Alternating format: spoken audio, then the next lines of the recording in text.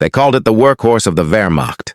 The German Sd.Kfz, a 7-ton half-track that hauled 88mm guns across Europe and dragged supplies through the mud of Russia.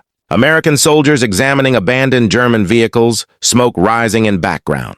By 1945, these mighty machines lay scattered across the roads of a collapsing Reich, out of fuel, abandoned, silent. But when American soldiers finally climbed into their driver's seats, they discovered something that revealed the hidden weakness of the entire German war machine. Sometimes the truth about a war's end is found not in strategy, but in miles per gallon. March 1945, U.S. engineers crossing the Rhine. Footage of fuel trucks, supply dumps, and rows of vehicles. In March 1945, as the U.S. Ninth Army prepared to cross the Rhine, supply units stumbled upon a treasure trove, a nearly intact German motor pool. Among the finds, several Sd.Kfz 7s, powerful, beautifully built, and mysteriously abandoned. Visual. Close-up of fuel caps being opened, tanks dry. The reason? Simple. They had no fuel left. But to the Americans, that was no problem. Gasoline was plentiful, and curiosity ran higher. USGIs start the engines. Maybach roars. Drivers grind gears, smiling. The big Maybach engine came alive with a thunderous growl. The tracks bit into the earth with impressive traction. To the soldiers, it felt like driving a locomotive. Powerful, heavy, unstoppable. Side by side of M3 half-track versus Sd.Kfz 7. Compared to the American M3 half-track, lighter, simpler, and built by the tens of thousands, the German machine seemed like a marvel of engineering. M3 moving across terrain with troops. But that first impression didn't last long.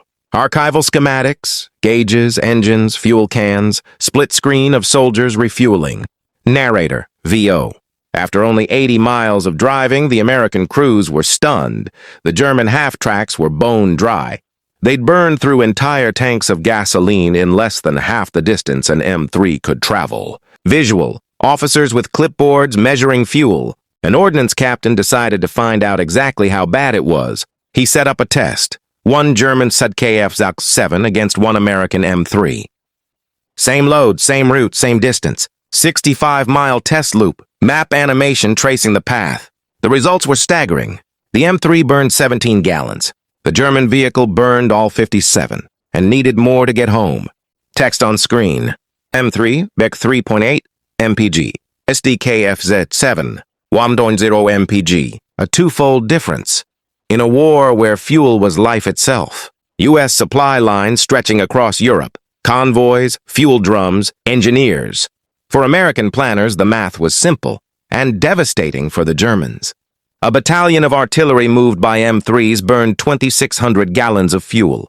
Do it with Sd.Kfz 7s, and it took over 6,000.